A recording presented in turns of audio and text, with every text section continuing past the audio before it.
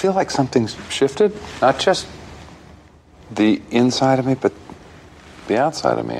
I feel physically different. You want me to call 911? No, I'm not short of breath. I'm almost full of breath, like I have too much breath. I mean, I don't feel tired. I have plenty of energy. I feel kind of silly. Like I want to laugh, but the feeling kind of scares me, so I don't. You're kind of freaking me out, and now's not a good time for me to get freaked out. Why's that? I can't tell you. I haven't told anyone. Although some people are starting to suspect.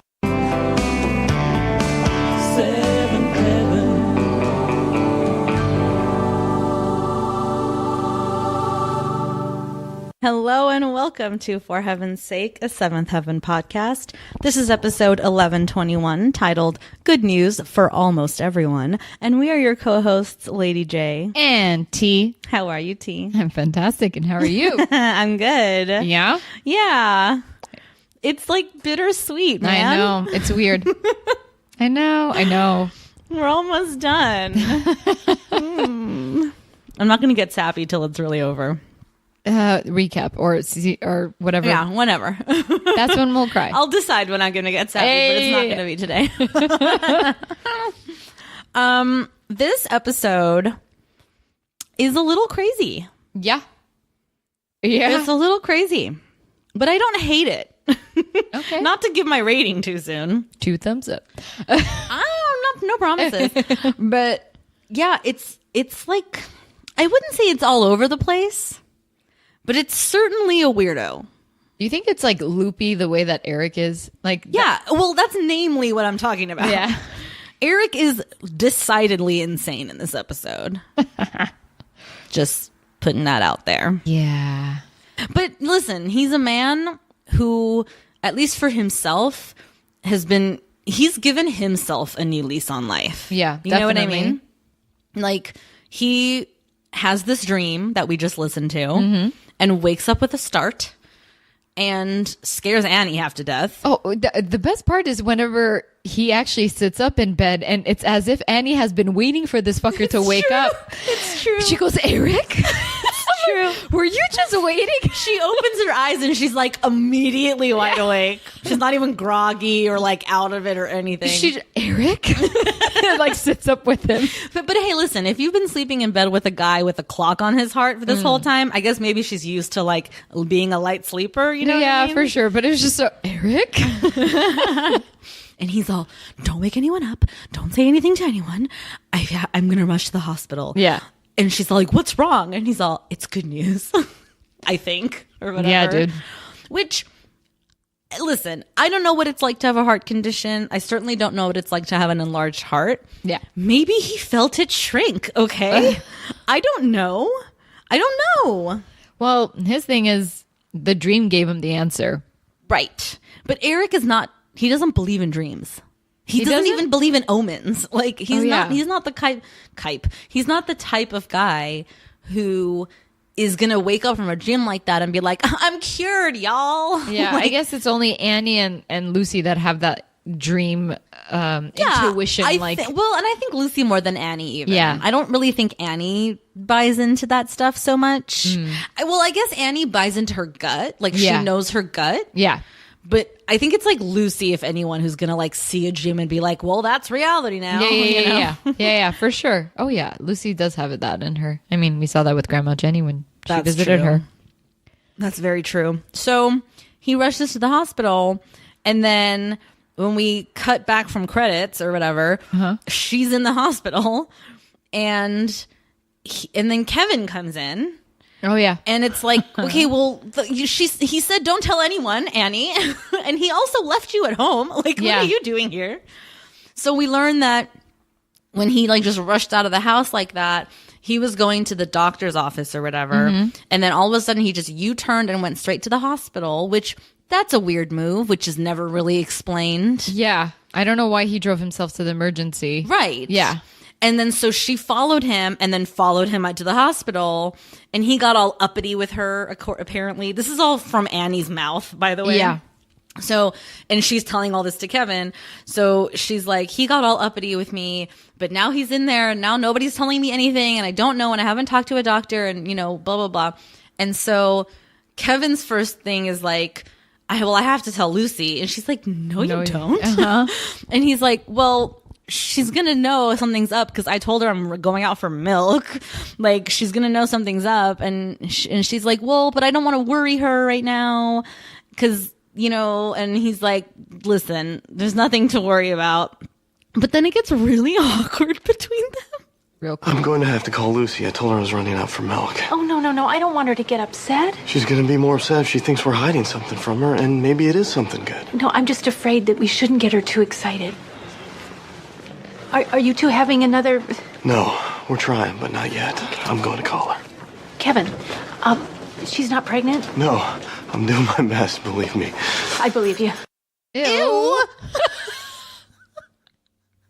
Kevin, that is your wife's mother, dude. Are you dumb?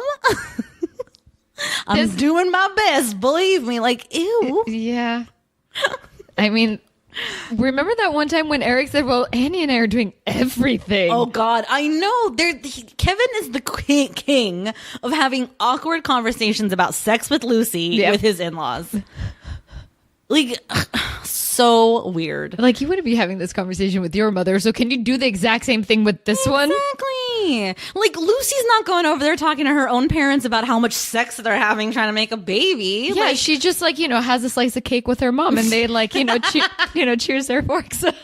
That's true. They did do that. But it was cute because it was, like, unspoken and they totally understood each other, and it was, like, cute. Yeah. This is just awkward as shit. Like... And especially because that's like a mother and daughter, you know what I mean? Yeah. If you can't talk to your own mom about your sex life, like, what can you do, But besides that, like, I know. The whole thing is just like, shudder. But then it's immediately like quelled or whatever because in that same breath, Annie's like, oh, fuck the boys. oh, yeah. The horror on her face. Oh, so good. She loses it. And so she like quickly pulls out her cell phone and calls the house. And mind you, the boys are just like taking care of themselves. Doing homework. They're doing homework at the kitchen. Yeah. They're just like, I like being alone. Uh-huh. It's nice, whatever. And then the phone rings. And I think it's the little one, Sam, right? Yeah. Sam's like, Mom, I knew it wouldn't last. So David picks up the phone. And Annie's like, you guys are okay and everything. And they're like, yeah, we're fine. We like being alone. Yeah. Which makes so much sense because if you think about it, in the 7 years of their life or whatever, or however old they are now, they've probably literally never been alone. Yeah, it's true. There has probably always been somebody. Yeah. Either with them or in the house or Exactly. something for their entire lives. No. That's insane.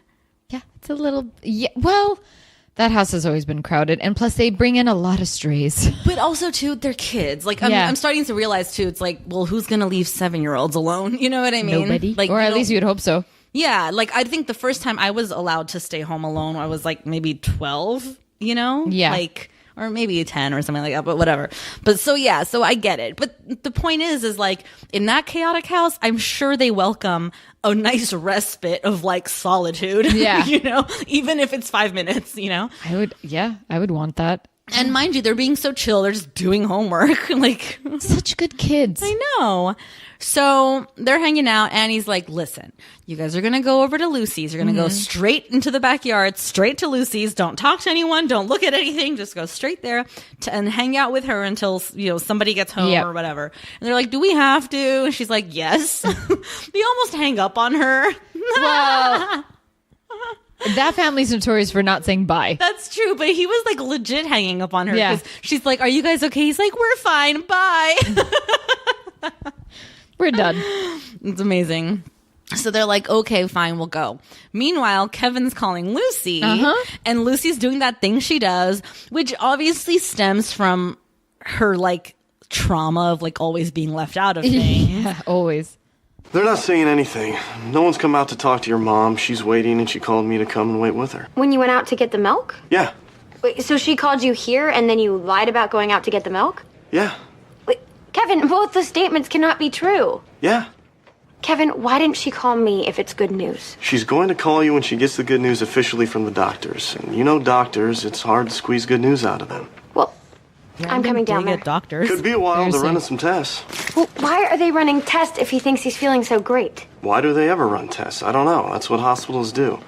I'll wait here with your mom, and if they decide to keep your dad here, I'll call you, and you can come down here, and I'll come home and stay with Savannah. Why would they keep him there? And you know what? Don't put on that CSI voice with me, because it sounds like you're covering up information, officer. I swear, I'm telling you everything I know. He drove himself over here because he thinks he's going to get some good news. Well, when he does, I want to be down there with you and my mom and my dad. All right.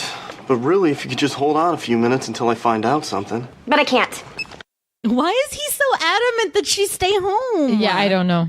Dude, if she wants to be there, let her be there. I just thought that, but I can't. I know. It's funny. But it's like, listen, as much as I don't love Lucy's like need to be involved in everything, Yeah. because it comes from this like compulsive place, I think, Yeah. more than a compassionate place. Yes. Most of the time. I like whatever. Like if she wants to be at the hospital, let her be at the hospital. Like why is he so like really you should just give me a few minutes? Yeah. What do you care? Like, It's not your father. Sorry. that, but also like what difference does it make? You Yeah. know what I mean? Obviously, we the audience know that she should stay because the twins are coming, but he doesn't know that and she doesn't know that, so who cares? You know what I mean? And of course the twins walk into Lucy's. Well, okay, that's the other bonkers thing. So they get there, The door's they unlocked? knock on the door, Yeah. they like bang on the door, nobody answers. They look through the little curtain thingy that's like pulled up from the bottom. Yeah. They see that no one's home. So they just walk in. Lucy left her back door unlocked. Yeah. With the dogs in the house and everything. I mean, thankfully her and her daughter are gone. So valuables and schmalluables, like the most important things are out of that house. Yeah. But like, are you dumb? Like, Well, then again, I mean, it's the Camdens. They never leave they always leave their back door unlocked. yeah, but Even the Camdens, and I'm sure it's like an issue with Lucy too. because they live in a snow globe. They do live in a They're snow so globe. weird. I swear, this town. I don't understand. You and I know it's normal to lock the back door. All doors, windows, everything. All doors and windows are always locked. Yeah. Yeah. But I mean, if I lived in Glen Oak, I probably would have left things unlocked too. Everybody, welcome. Come on in. Yeah. But so these kids come in, and yet again, they're alone. Yep. Except there's dogs there. And now, once again, they're just sitting there doing homework. They're like super chill. They clearly don't need supervision. Nope. Like they're totally capable of like being safe and cool, whatever, you know. And so then they're just like sitting there and they're like, I'm hungry. It's almost lunchtime. So they want to Sam wants to do pizza. Yeah. And David wants burgers. Mm-hmm. And so they're like, where do they keep their money? Where we keep our money. Yeah, so they find their little tin can or Yep. coffee can or whatever. And they like dump it out on the table and they're like, oh my God, we can order everything. And it's like, what, $10 maybe? And Maybe. change? Yeah. Like, and so they're like, oh my God. So then they call the Dairy Shack. Thank you. I was going to say they call Margaret, but they don't call Margaret. Yeah. But Margaret answers and he's like, we want burgers. And she's like, oh, we don't do deliveries till 5. Yeah. And he's like, okay. And then what does he say? Oh no, she's like, who is this? And he's Yeah. like, it's David Camden. And she's like, what are you doing? You know?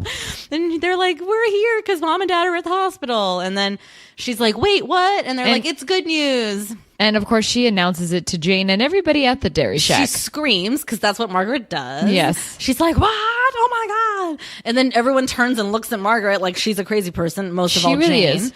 And so long story short, she's like, okay, you guys stay put. I'm going to bring you guys burgers. This is amazing. Everything's cool. Yep.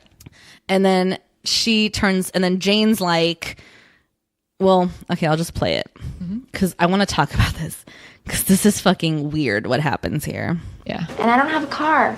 Mac took mine to class. Oh, yeah, the dead battery. Yeah, someone probably didn't close the car door all the way when they were making out in the parking lot last night.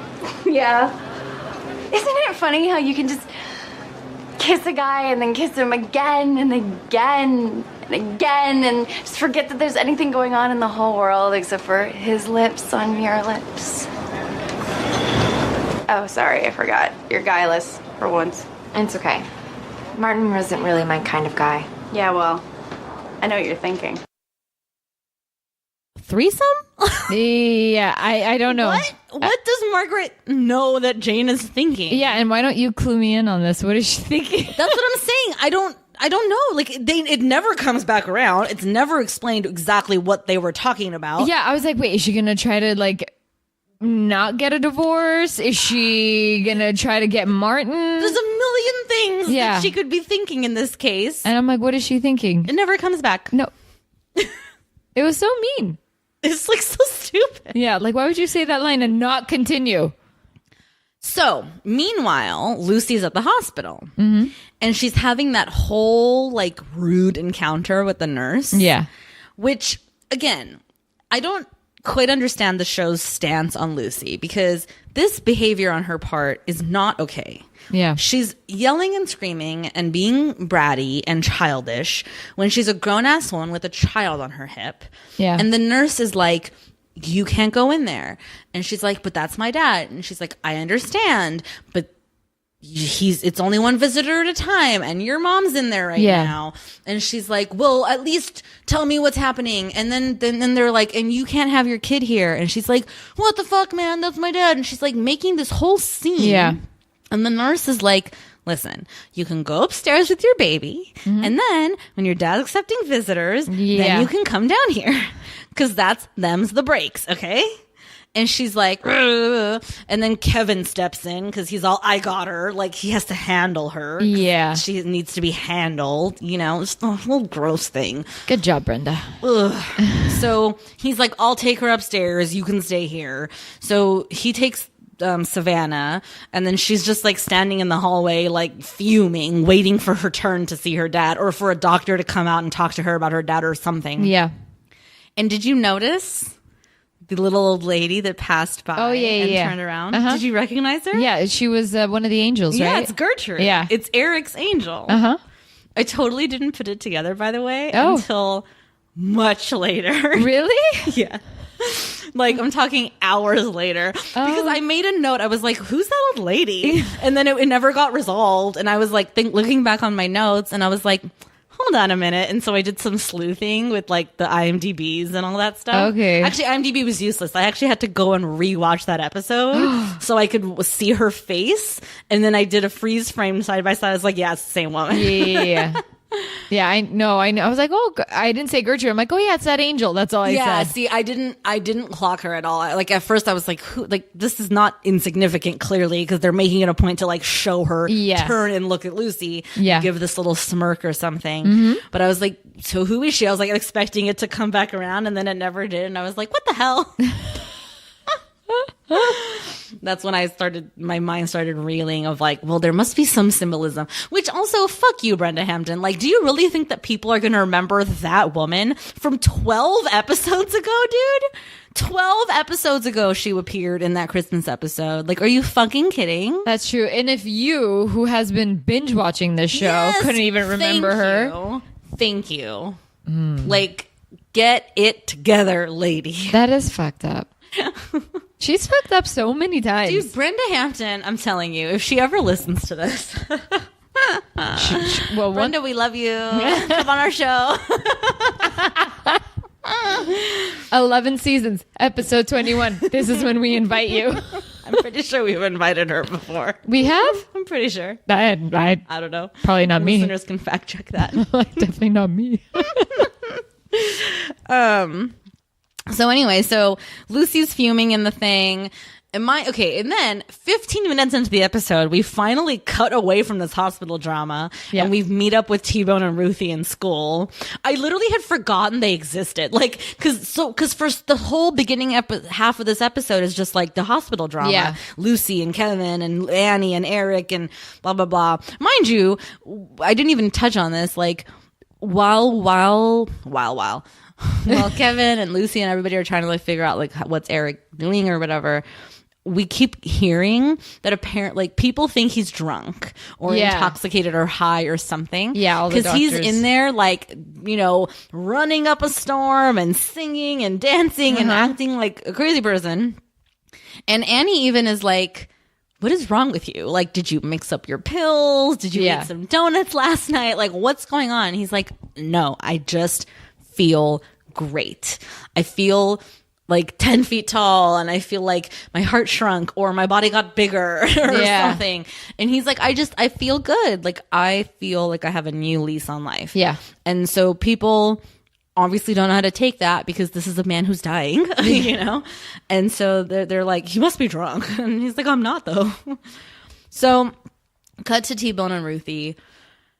They're in the hallway, and T-Bone is still like, not still, but T-Bone is making a plea to get her back. Let's go off campus and have lunch together and talk. Just you and me. Talk. Talk to me. Please. Talk to me. T-Bone, stop begging me to talk to you. I don't know what else to say to you, I swear. Say that you just got angry because I got a little nervous about promising to be with you the rest of our lives when we're only 17. Say you understand that. I don't. All right. Say that you were just using Martin to make me jealous. And while you're at it, say you still love me. Say that you should have thought about promising to be with me for the rest of our lives before you gave me a promise ring. I should have thought about promising to be with you the rest of our lives before I gave you a promise ring.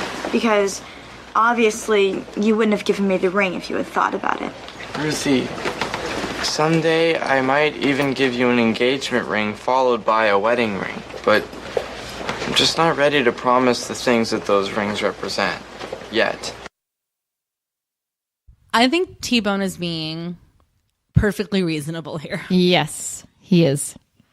He's essentially on hands and knees, not begging her, but like explaining to her, like, he still loves her. And his feelings haven't gone away just because he went back on the ring. Yeah. Which he bought on an impulse. Yeah. And was pretty much guilt trip into it in a way. Well, he felt guilty. And so his guilt compelled him to buy that ring. Yeah. Impulsively. I mean, he didn't really think too hard about it when he bought it and the implications of it and everything. Exactly. But it doesn't mean that he doesn't love her, and he still loves her. Yeah. But she's not ready to like let him off the hook yet. Yeah. You know? So then the conversation continues. We would have broken up sooner or later anyway. Why? Because you're still in love with Martin and have been the entire time I've known you? I'm not in love with Martin, but I just needed to see that for myself. And for your information, I haven't returned any of his phone calls this week. My guess is that's because you found out he was also seeing Jane. It's not like we were exclusive. We were just going out. Come on, the guy is a total jerk. He doesn't know what he wants, and that's why Sandy lost all interest in him as a potential husband, and that's why Jane wants nothing to do with him. You weren't exclusive? That's why you deserve to be treated like that? Is that what you're telling yourself? He's 17. I know. He's like such a guru. He's only 17.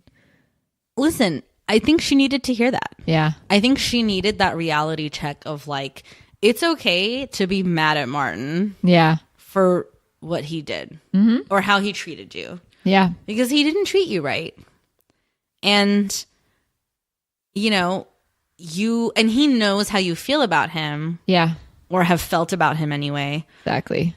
And he was using you, essentially. And I think T-Bone like helped her see that. Makes me sad. It does make me sad. That's where it went with T-Bone. With Martin and Ruthie. Yeah. I know. I mean, honestly, I'm just sad that this is Martin now. Yeah. Like, Martin was a genuinely good guy. Yeah, like, I didn't need look, I like T-Bone. Yeah. But he didn't need to be introduced. Correct. Do you get what I'm saying? Correct. He didn't need to be. Yeah, they could have just kept Martin as the would-be love interest for Ruthie. Could have been, but But I guess also is the show trying to tell me that people can change, even a good guy can change? I don't know what that means. No, I don't think the show is nuanced enough for that. I was like, wait a minute, I don't think I should even look into it. No. I think the show literally was just like, let's see. And let's not forget too that maybe there was a thing of like they might not have Tyler for the whole season. That's true. Because at this point he was already on Heroes or something. So really already at that point? So I'm not quite sure about the timeline. Okay. But yeah, so I'm regardless of the why he is the way he is, right? He is the way he is. It's just, he didn't have to be such a tool towards the end. Yeah.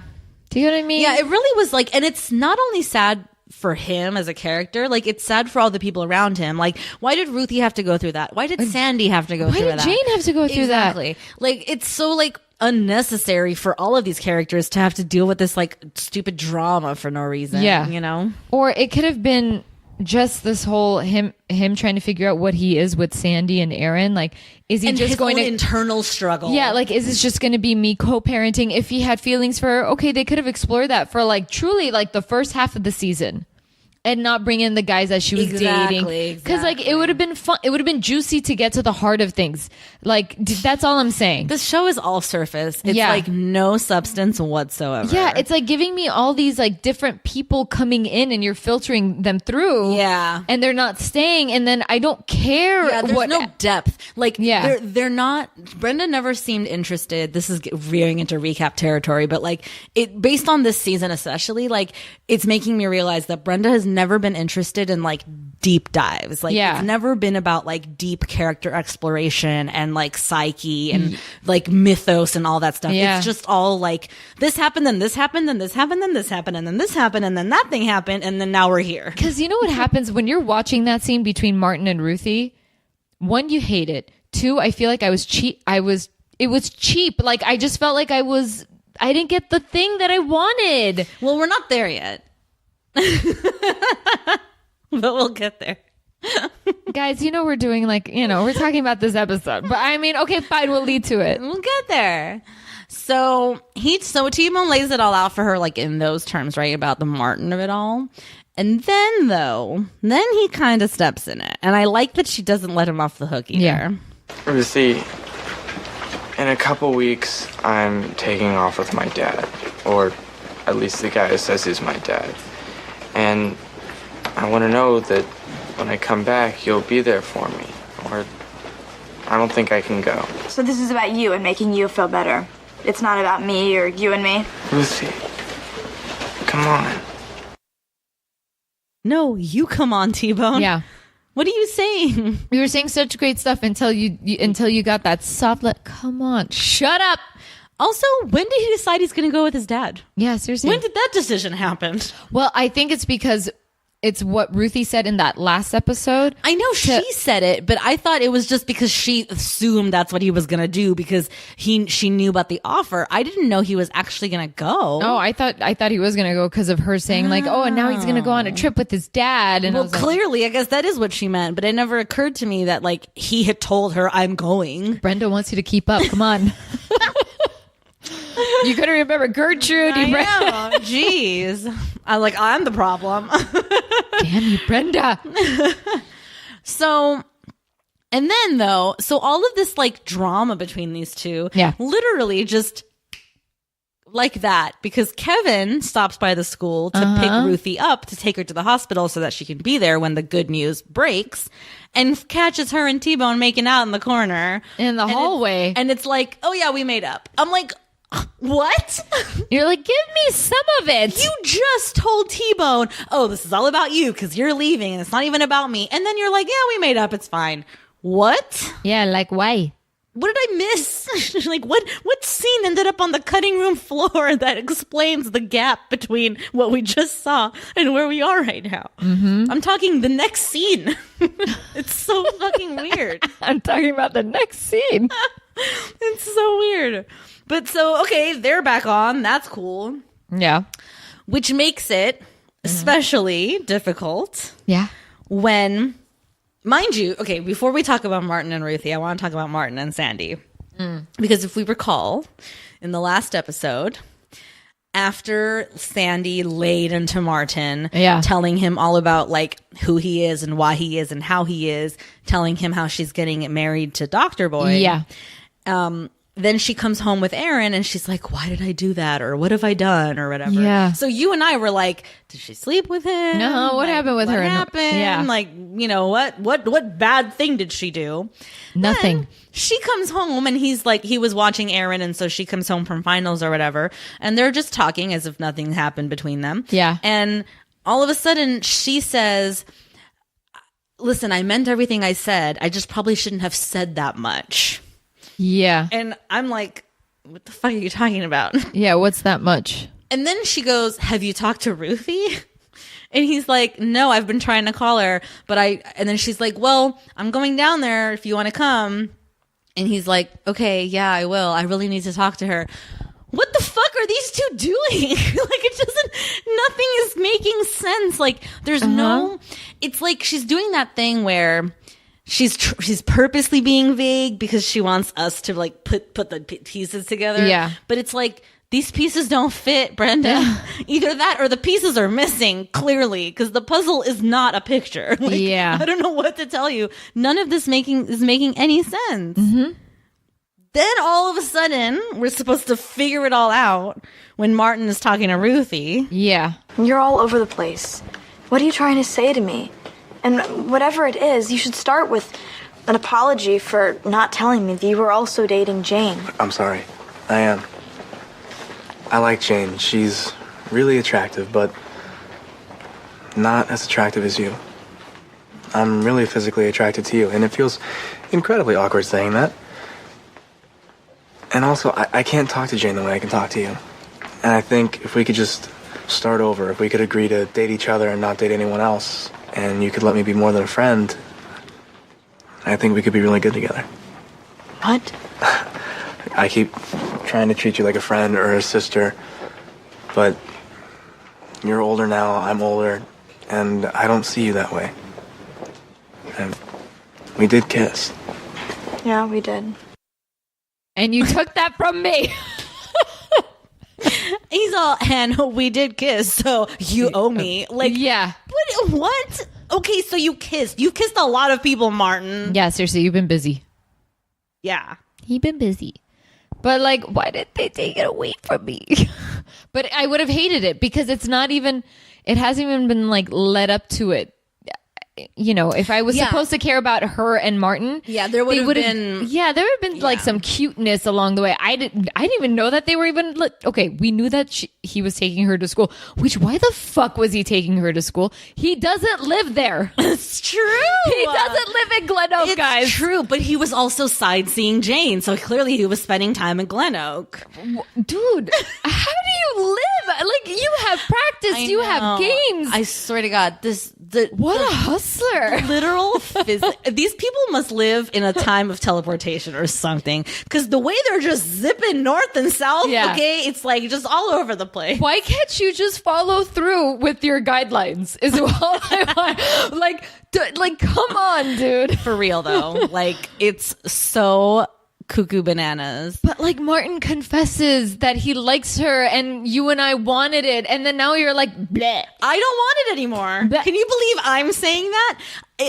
Because it's bullshit. Here's the only part that I love about this entire scene, and the only reason I love it is because for a split second, it's a glimpse into like OG Martin, is when he says that he's incredibly attracted to her. Yeah. And he goes, and that's incredibly awkward to say. Yeah. Like, the way that he says that line is like, okay, that's the Martin I know and love. Like that like said with a laugh or said with a smile kind of cadence in his voice, where it sounds like himself, you know? Not this like mopey, like, weirdo. I have a sense of duty with Sandy and my son. I love my son. I'd do anything for my son. Like, okay, bitch, we get it. Okay, bitch, we get it.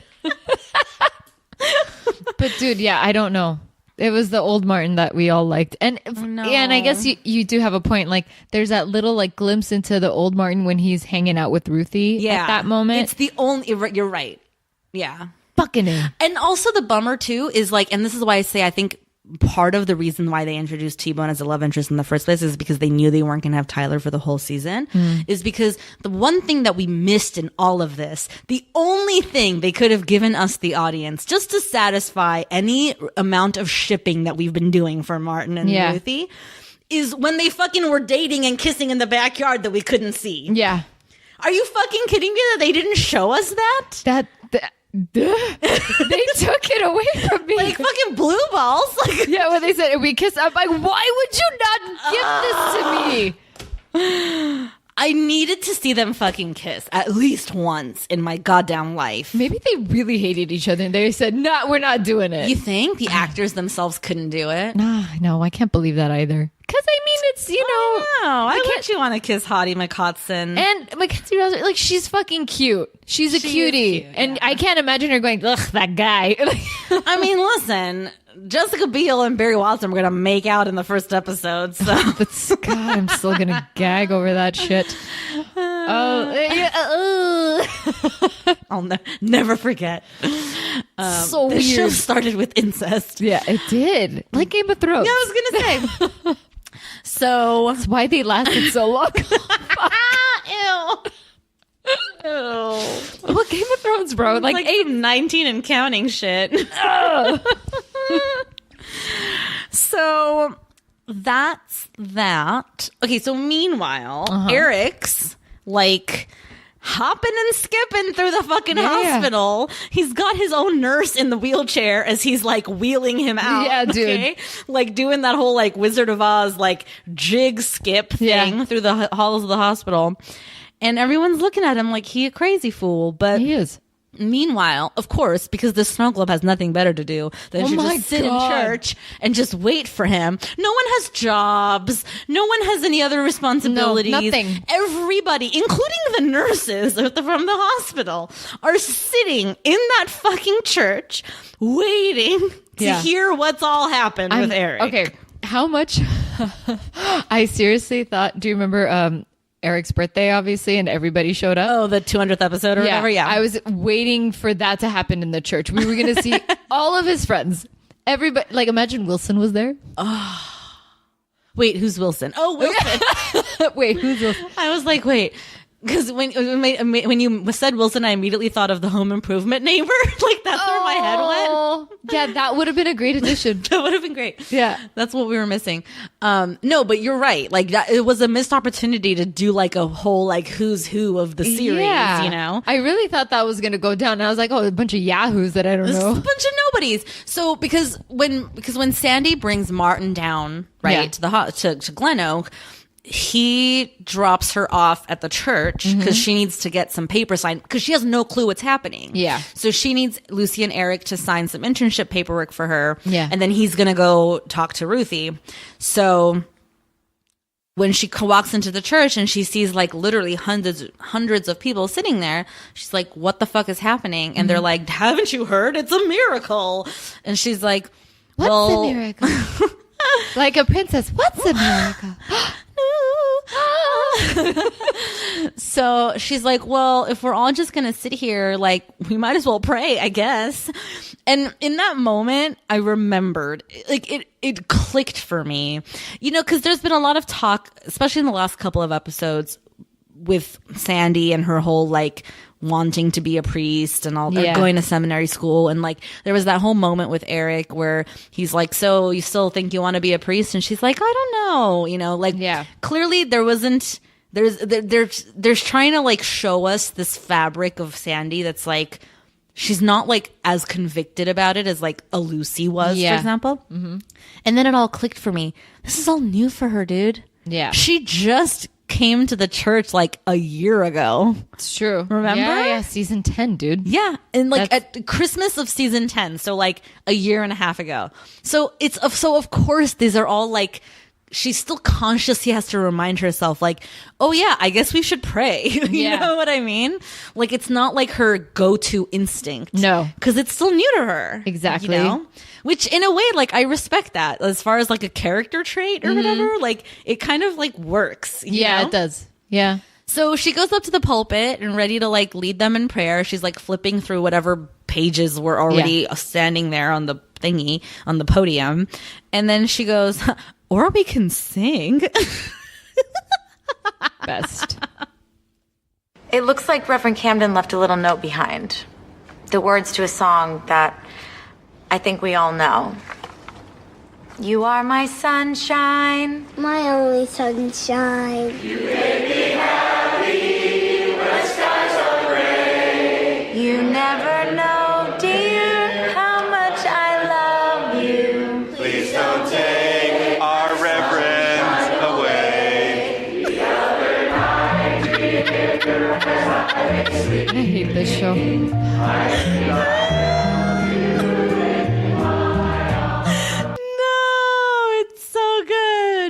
It's so clean. Like, you couldn't have made that joke any better.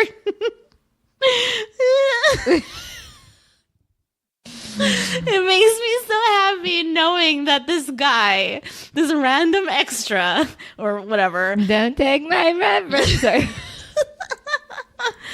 And then also I remembered, because they cut to Sandy singing that one line of the song that's like in that higher pitch or whatever, or key. Mm-hmm. And it occurred to me, this is a hard song to sing. Like, because it's all over the place. Yeah. Like, it goes really high for a second there. Yeah. And when you hear her do it, and she obviously like brings it down. Yeah. And I was just like, oh shit. Like, cause it's a hard song. Like, it's not just like a rolls off your tongue kind of ditty, you know? Well, that's why you just need to do the cover from Fresh Prince of Bel-Air. I don't know that. He's like, hey, sunshine. And he's dressed up like a sunflower. Oh, that's cute. Yeah. And he's an element. It's a cute episode. Anyways. It's not this show. No. So that all happens. Eric, we never quite hear from a doctor or somebody with any official capacity that he's in fact cured. He just like skips out of the hospital. Yep. And everyone's like, okay. And then he shows up at the church. Mm-hmm.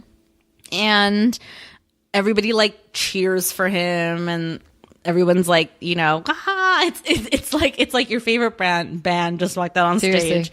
Everyone's like, woo, whistling and like clapping and shit. And he's all like, thank you, you know. He's just a reverend, guys. And it's almost funny because when he walks in, he's like, oh my God, you're all here. Like, I can't believe it. And he's like, I knew you guys would be hungry, so pizza's coming. It's like, bitch, if you knew they were here. How did you know pizza was coming? Oh, Eric, you silly goose. Eric. I will say, though, his speech made me cry. Oh, you sucker. I am a sucker. Listen, I'm a sucker for a good moment, okay? When the music starts to swell and things are being said that are like poignant and shit, you know? You can't help it. Like, come on, are you telling me it didn't touch you at all? Touch your heart at all? I mean, it was cute, but like, fuck, it's Eric. I don't know about cute. You know what I mean. I thought it was just the right amount of saccharine and like sentimental, you know, like without being overtly like meta either.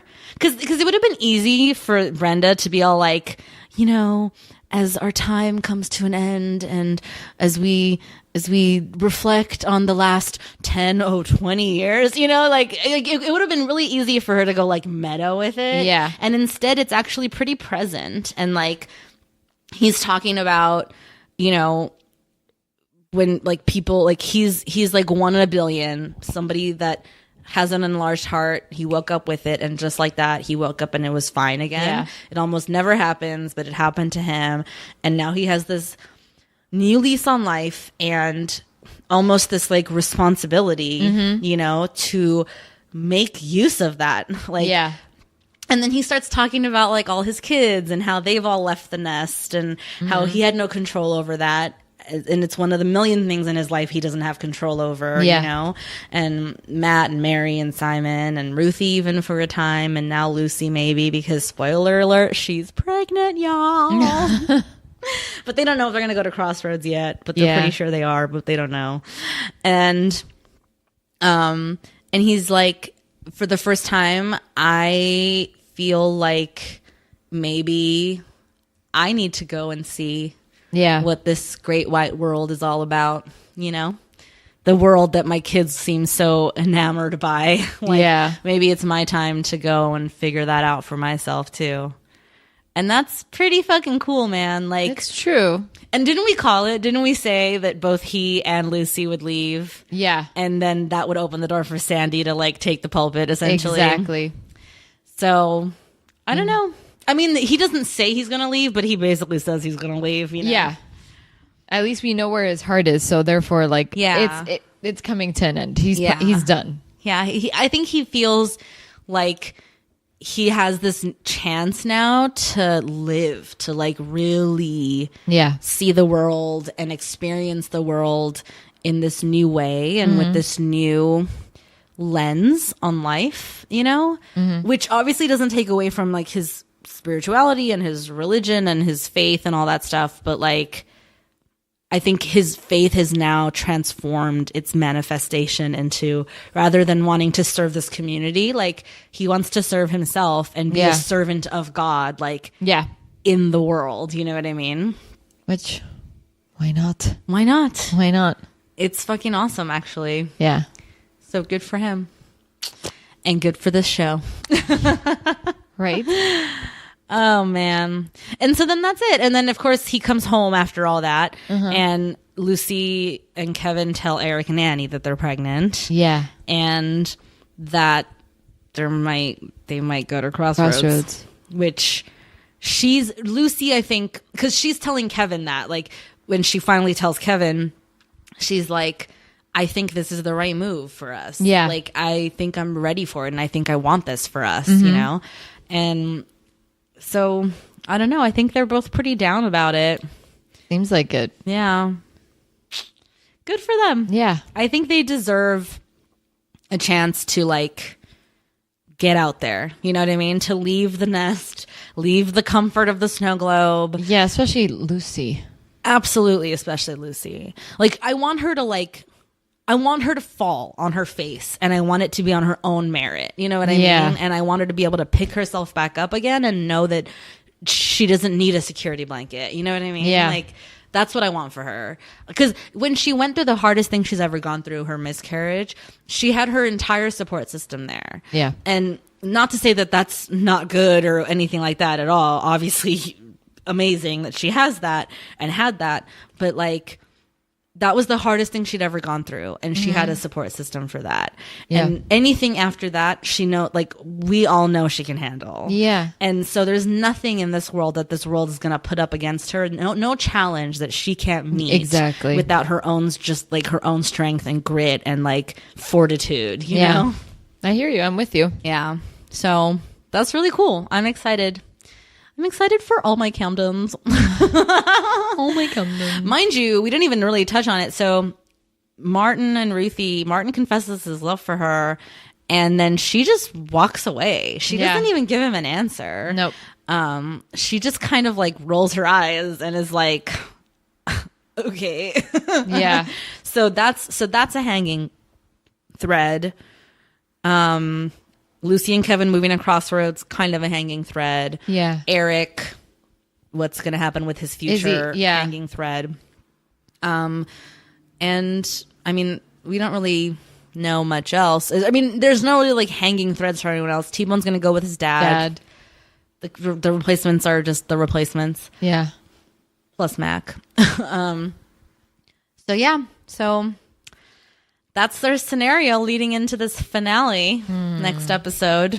And whatever it is, we know it's going to be a wrap up. Yeah. Because they knew it was their last season. They knew it was their last ever episode. There was no chance of renewal at this point. Yeah. None of that was ever going to happen. So for sure, it's a wrap up. Yeah. No matter what happens. Finally, the finale. So yeah. So what do you rate this puppy?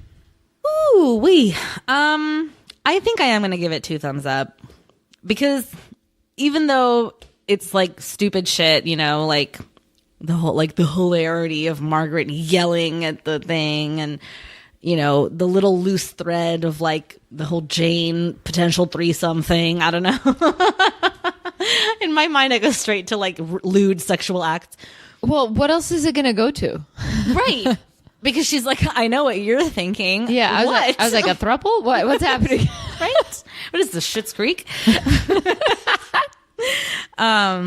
So things like that. But then all things being said, like, this is a good episode. Honestly, if this had been the finale, I would be okay. No, I wouldn't. I'd need more resolution. Yeah. But at the same time, I think this serves as like a part one to like the book of the finale. You know what I mean? Like, because it feels like just they're setting up the dominoes and then they're gonna knock them down and then it's gonna end and we'll never see them again, kind of a thing. So yeah. So we'll see. What about you? It's so weird. Thumb up, thumb down for me. That's fair. Only it's just it's a weird episode. It is a little manic. It's a little manic, but not only that though. I think it's just like maybe because I'm still upset with what they've been doing to some of the characters, and I just can't help. I'm like, well, you're still fucking it up for me, so I don't know. That's how I feel about it. But yeah, thumb up, thumb down. I enjoy the Ruthie stuff, but again, like, why didn't you show me them actually making up, not them making out? I know. Yeah, that's true. Like little things like this were missing. Like the little like glue in between, you know, was like missing. Give me the glue, not the bullshit conversations that Annie has with Kevin and Kevin has with Lucy, like discussing why he's there. Right. You're right. Unnecessary to see Kevin telling Lucy to stay home when I could have seen T-Bone and Ruthie like make up. Or maybe Martin could have kissed Ruthie one last time to like, as like his plea to be like, be with me. It's something. Give me some affection. A little bit, not just talking. Yeah. This show loves talking, if we haven't already noticed. Sons of bitches.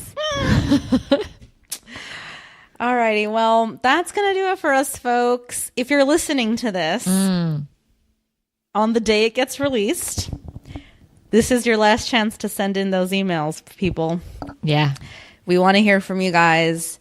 We're recording our series finale before the last episode drops. So if you're waiting for that last episode to send us an email, it'll be too late. Way too late. Way too late. So we can't wait to hear from you guys. And we can't wait to do this next one. This last one. Oh, shit. And till next time. Bye. Bye.